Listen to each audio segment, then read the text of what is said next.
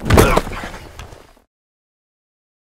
everyone. It's Lettermen Row's Jeremy Birmingham here with another episode of Bermanology and another commitment episode of Bermanology. Despite the coronavirus concerns and the shutdown of all recruiting activity, Ohio State is staying busy on the recruiting trail with another commitment. Today, we're being joined by Devonta Smith from Cincinnati La Salle High School, who has just announced his decision to head to Ohio State for college. Devonta, thank you for taking some time. I know that it's been probably a hectic 72 hours for you, but congratulations on your decision. Yes, sir. I appreciate it. What exactly, I mean, how for people inside of Ohio who are listening to this, I want to try to give them an idea of how surreal these last few days have been for you, from the minute that you got the call on Thursday about the scholarship offer to the time that you actually committed to Kerry Combs and Ohio State on Saturday. How does that rush happen, and how do you feel about it and just sitting here now? Okay, well, starting off Thursday evening, actually, I was at lunch, actually, and I got a text from Coach Combs, which was saying, call me immediately.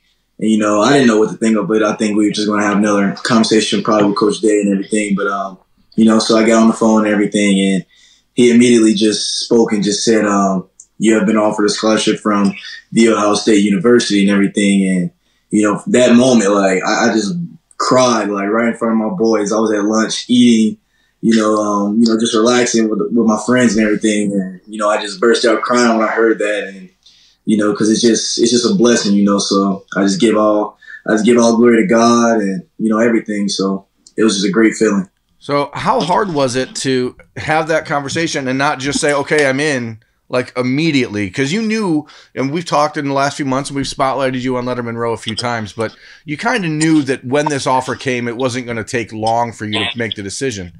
Yes, sir. How hard was it to not jump on it immediately and then call your mom and dad afterwards? Right. It was very hard not to jump on it and, you know, just say I'm all in, because I know my mom wanted to speak to him, and Coach Day asked a few questions, and she got those answered, and, you know, she got the right answer back. So, you know, I just pulled the trigger because, you know, there's no point of waiting. You know, I'm ready, and, you know, I'm ready to focus on my senior season, lead the young guys, you know, get to another state championship. So let's go. I'm all in. What were those questions? I mean, you and I had spoken on Friday afternoon. You said that might be a part of this process, that there were some questions that needed to be answered, and then on Sunday you said they were answered. What were the questions? Basically, okay, my mom had asked about academically, because, you know, that's always first with her. You know, I was taught that ever since a young kid. So, you know, she asked about, like, how's the major, how my major would be, which would I want to do something with sports medicine or sports management, or possibly even business. And, you know, they have top tier programs for those majors. And, you know, my mom really took a great thing away from that. And also she asked, like, how could he develop me on and off the field? Because, you know, she wants me to become a man wherever I go. And she felt like Coach Combs is, you know, could develop me on and off the field, you know, best. Not saying like any other coach would, like couldn't. Sure. But, you know, definitely Coach Combs could do that, you know, to the full of my potential, I would probably say. And then next would be she wanted to ask about, like, the depth chart and everything, given the fact that I'm pretty sure it's like I think there's 5 corners that's on roster right now. You know, Legend, Ryan Watts, Sean Wade. I'm trying to, and then there's other 2 more. Right. I think it was, Seven Banks and Cam Brown. But for it's a position that is pretty much going to turn over by the time that you're ready to go. Is that part of the decision to not wait until you can get back to campus for a visit, or is it like, hey, I know exactly what they have here, I know exactly what I want, and there's no point in risking anything happening to take away this spot? Yes, sir. That's basically how it was. I was just like, I knew exactly what I wanted. I know what Coach Combs can bring to the table within developing me, and, you know, so I was just ready, and you know, I pulled the trigger. I know there had been conversation with you in Ohio State when Jeff Hafley was there, but obviously it picked up quite significantly when Kerry Combs was announced in January because of his connections to Cincinnati. Yes, sir. How vital was that, Queen City combination, I guess, and just helping him know more about who you are, even though he didn't know who you were. Right. Well, something that most people don't know of, me and Coach Combs, we actually grew up like not even, I probably wouldn't say 5 minutes away from each other on the west side. I grew up off the street on Montana, on the west side of town. And obviously he coached at Coleraine, which is rivals with, my school, La Salle, and everything. So we had a great connection. We hit it off there. Talked to his wife a lot and everything. We had laughs and everything. And, just talking about work, like, because he knows how Cincinnati guys are. He knows Cincinnati guys are, going to go to work and, going to produce on and off the field. So I feel like that was reason why, I just kind of pulled the trigger. So that was another reason. The last 2 years, Ohio State, prior to Urban Meyer's arrival, Ohio State was not always very active in the city of Cincinnati. Last year, however, there's Paris Johnson and Joe Royer and Jacob James and Jake Seibert and Mayan Williams. This year, there's now you and Jalen Johnson. Yes, sir. Is that part of this push? Are you guys saying, hey, we have an opportunity now to really put Cincinnati on the map when it comes to Ohio State? Because even if you go back through the great history of Ohio State football, Cincinnati's not always been as integral in creating that legacy. Yes, sir. So, go ahead. Go ahead. So basically, they're always going to make that push, like Joe Royer, Paris Johnson, Jalen Johnson being my best friend, and Mayan being family members. So they're always going to make that push, to make me commit and be a part of the family and everything. But I feel like it was just like, aside from that, I feel like I was just like, it was just for me. Like Ohio State's for me. I could fit there. I could produce like, better than I feel like anyone else would. So I feel like that was the best decision for me. Who is more excited about you getting this offer, you or Jalen? I'll probably say myself, given the fact that I feel like I just worked my tail off for it. So, but Jalen is very much excited too. He called me like as soon as I got the offer. He was just screaming, yelling, throwing things, everything. He was excited for me because he knew what I was going to do once I got it. So, it was just a matter of time. See, when Jalen got offered last summer, everyone kind of was the same situation. Everyone's like, it's only a matter of time. It's only a matter of time. And then he played it out a little bit differently than you did. Yes, so sir. You had been to Cincinnati. You were expecting to go down to Alabama here for a visit, who's offered you recently. And you were going to take Jalen down there with you, correct? Yes, sir. Are you guys going to go anywhere else other than Ohio State on visits now? I'm pretty sure now. I'm all in, Coach. What with Ohio State offering when they did? You have big offers. You got close to 30 offers. You're ranking as the 14th best player in Ohio. You're the top ranked cornerback in Ohio. But nationally, I think you probably feel a little underappreciated considering the number of offers you have and the ones that you do. We're talking Notre Dame, Alabama, Oregon, some of the biggest programs in the country. Yes, sir. Why do you think that is? I know you don't care. I get that at this point you're committed to Ohio State. It doesn't matter. But why do you think that your national ranking hasn't matched up to those offers?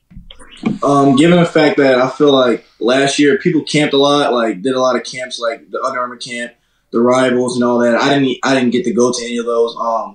I wouldn't say I was like hurt, but anything. But like those camps were like back to back last year, and my Achilles was giving me it was messing with me a lot. Those like during those times, so I really didn't want to force it on like messing up my junior season or anything like that, or like injuring it even worse. So I just took care of that and produced my junior season in the football season. So that's all I can really say. But I'm not really worried about all that.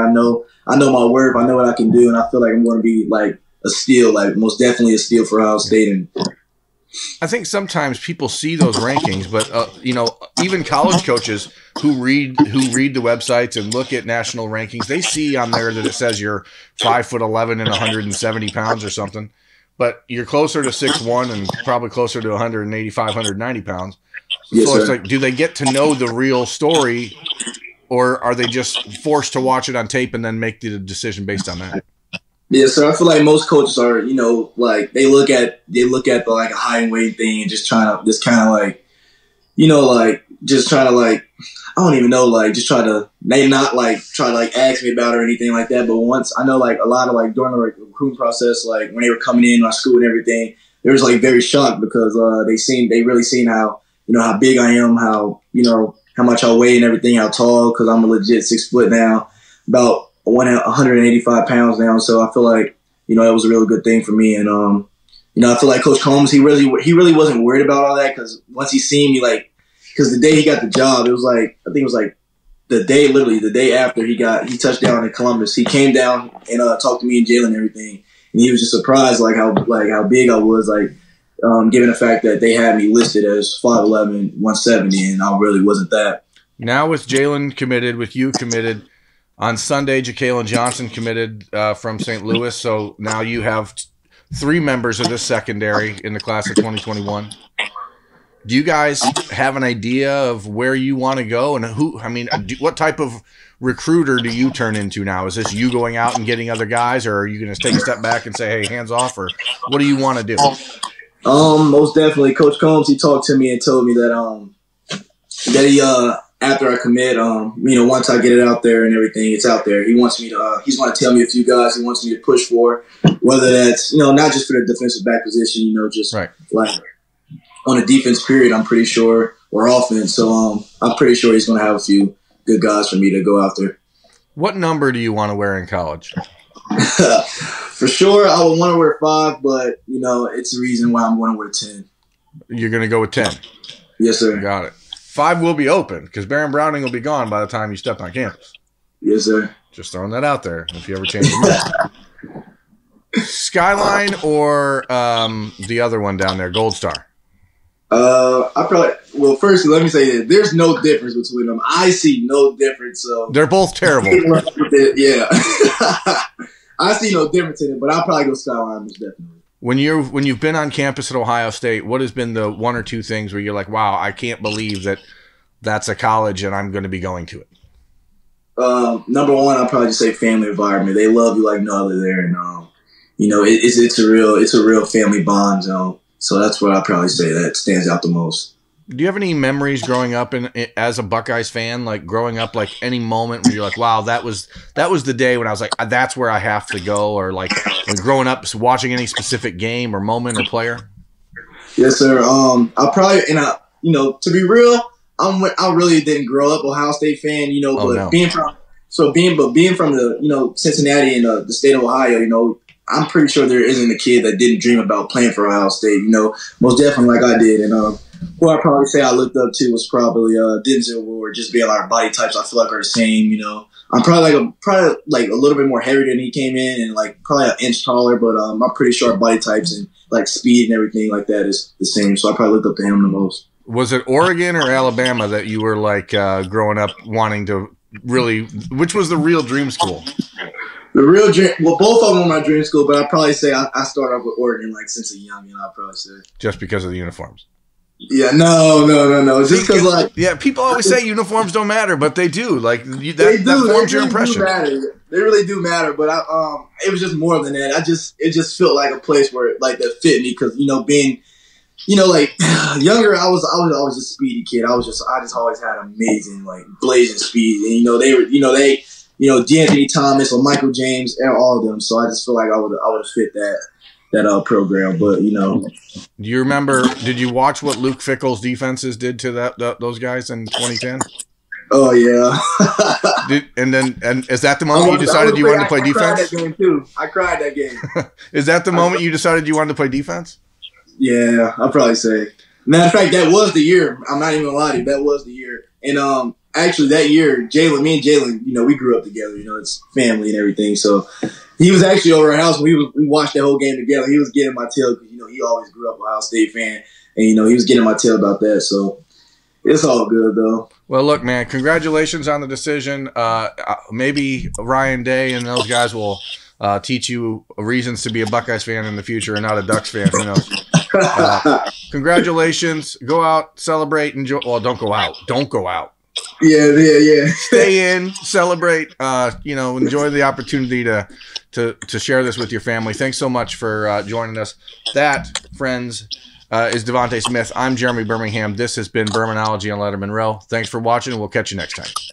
Yes, sir.